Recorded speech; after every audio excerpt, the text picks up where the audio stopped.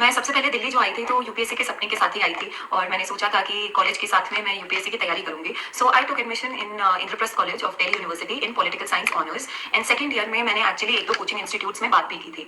उस टाइम पे online classes का उतना प्रचलन नहीं था, तो मैं ओल्ड राजेंद्र करोल बाग आके मैंने कुछ ट्रायल क्लासेस ली थी, लेकिन 3.5-4 घंटे की क्लासेस होती थी और कॉलेज के बाद वो क्लासेस लगाना एक्चुअली बहुत ज़्यादा टाइम कंज्यूमिंग था, बहुत ज़्यादा हैवी हो जाता था, आने जाने में टाइम वेस्ट होता था और मेरे कॉलेज में बहुत स्ट्रिक्ट अटेंडेंस पॉलिसी थी। तो उस वजह से मैंने कॉलेज के साथ कोचिंग करने का आइडिया बिल्कुल ड्रॉप कर दिया था एंड आई डिसाइडेड कि मैं कॉलेज में सिर्फ कॉलेज पे फोकस करूंगी and I will focus more on my personality building.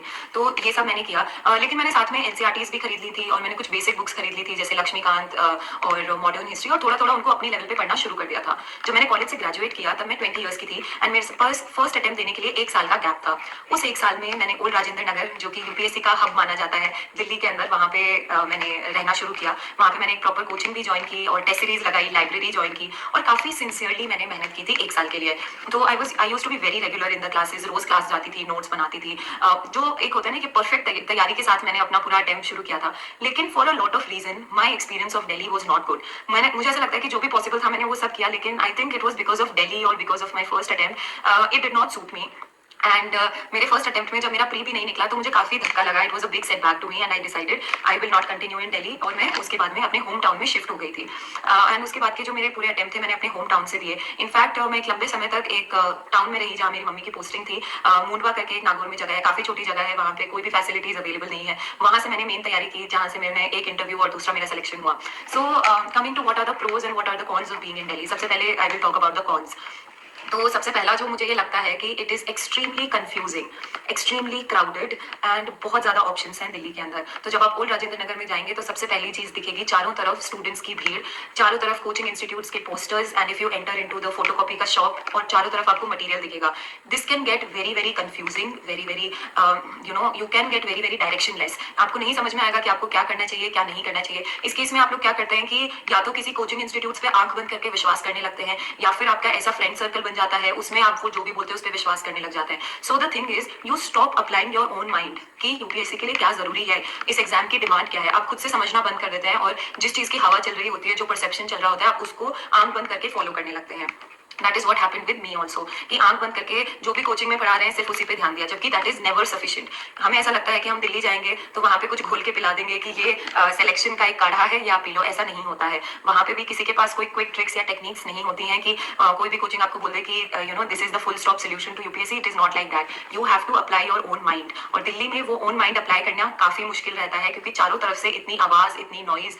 इस चक्कर में क्या होता है, सेकंड चीज की it gets very intimidating, it gets very pressurising because you see all around your students and especially the students who are in their late years of attempt, कोई 5th attempt में है, कोई 6th attempt में है, and some of them are extremely brilliant and you look at them and you get pressurized कि इस भीड़ में आपका कहाँ नंबर आएगा, you know they are preparing for so long and you know तो एक नेगेटिविटी का थोड़ा ऑरा वहाँ पे आपको फील हो जाता है कि you know everybody is trying to creep you out, everybody is trying to scare you with all these things and that is what I also felt. I was very hard working but मुझे बहुत डर लगा वहाँ पे जाके कि कैसे होगा सिलेक्शन।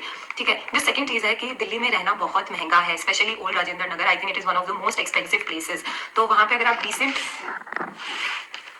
आप एक डिसेंट लोकेलिटी में, जो मेन लोकेलिटी है, वहाँ पे अगर आप घर लेते हैं, घर नहीं रूम लेते हैं, तो एक रूम का एवरेज किराया 15 से 20 हजार होता है, excluding the electricity and the food.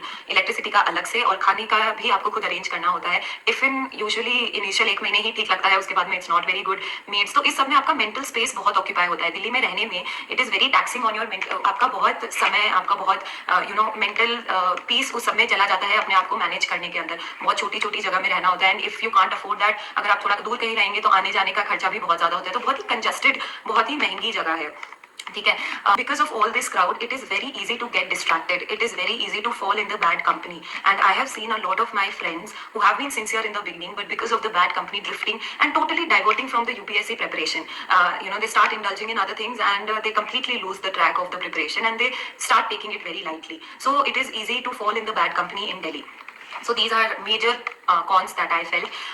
Now the pros of Delhi जो मुझे होम टाउन में जाके फील हुए कि वहाँ पे इन चीज़ों की कमी थी। पहला है कि एक स्टडी एनवायरनमेंट थोड़ा रहता है दिल्ली के अंदर, क्योंकि चारों तरफ आपको यूपीएससी एस्पिरेंट्स ही दिखेंगे, तो कहीं ना कहीं आप थोड़ा वर्कड अप रहते हो, आप पूरे टाइम एक थोड़ा तैयारी के जोन में रहते हो। जब मैं होम टाउन में गई तो वहाँ पे दूर दूर तक कोई यूपीएससी एस्पिरेंट नहीं था। They were all preparing for like state services और एसएससी, और तो वो आपको कंपनी, वो माहौल कहीं ना कहीं होम टाउन में नहीं मिल पाता जो कि आपको यूपीएससी दिल्ली में मिलता है। लेकिन again that can get pressurising.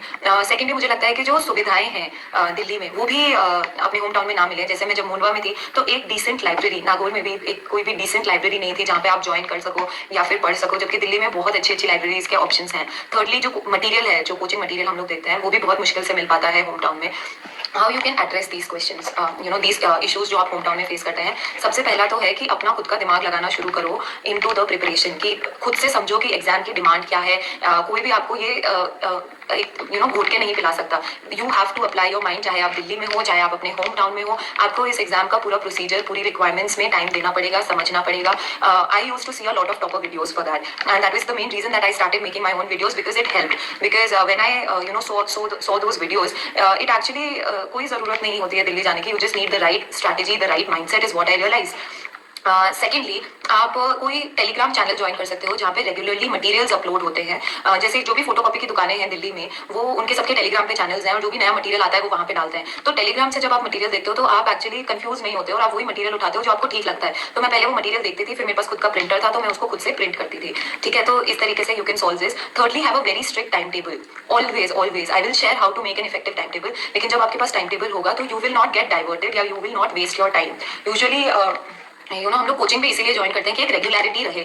वो रेगुलरिटी कहीं ना कहीं होम टाउन पे जब अपने आप से आते हैं तो सेल्फ मोटिवेटेड रखना पड़ता है। सेल्फ मोटिवेशन सिर्फ टाइम टेबल से रहा जा सकता है। टाइम टेबल के लिए आप खुद का टाइम टेबल बना सकते हैं या फिर कोई टेस्ट सीरीज वगैरह ज्वाइन कर सकते हैं जिनका टाइम टेबल ऑलरेडी होता है। So always have a time table. ठीक है, fourthly what you can do is कि join a decent test series and keep giving regular test. जैसे ऑल इंडिया मॉक टेस्ट में देती थी, प्रीलिम्स के हो गए, मेंस के हो गए, even I used to write on the websites as well. So अगर आप दिल्ली में नहीं है तो भी दिल्ली के मार्केट में एक्टिव रह सकते हैं। आप ये सारी टेस्ट सीरीज मॉक्स के थ्रू अपने आप को जज कर सकते हैं, अपने नंबर्स को जज कर सकते हैं। सो आजकल तो बहुत ज्यादा फैसिलिटीज है, ऑनलाइन सब चीजें अवेलेबल है। So try to make use of them, effective use जिन भी चीजों की आपकी जरूरत है। और सबसे वैल्यूएबल सजेशन जो मेरा रहेगा वो है कि choose your company very very wisely.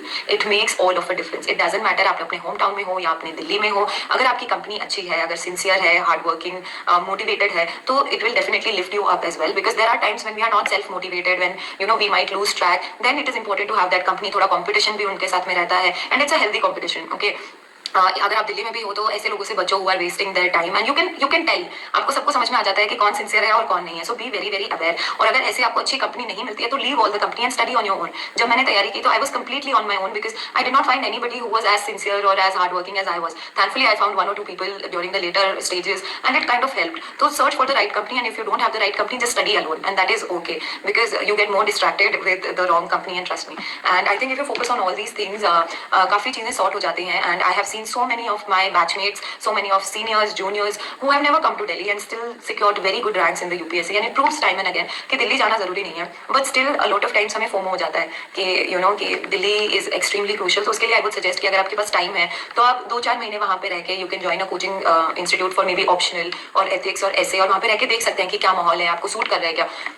बहुत से लोगों को सूट नहीं करता है, तो अगर आपको सूट नहीं कर रहा है तो make that tough choice to come back to your home town and prepare on your own. और अगर सूट कर रहा है तो you can continue to stay, so you can decide on your own. I am not saying it is good और bad, I have stayed in both places, but I got the direction when I got back home. I got a clear voice, a clear insight, the enlightenment की UPSC में क्या जरूरी है क्या नहीं है। जब मैं वापस घर आई तो वो सारा क्लटर, सारा कंफ्यूजन, सारी नॉइज एकदम से क्लियर हो गई, and I could very very effectively prepare from my home town. फिर मैंने वही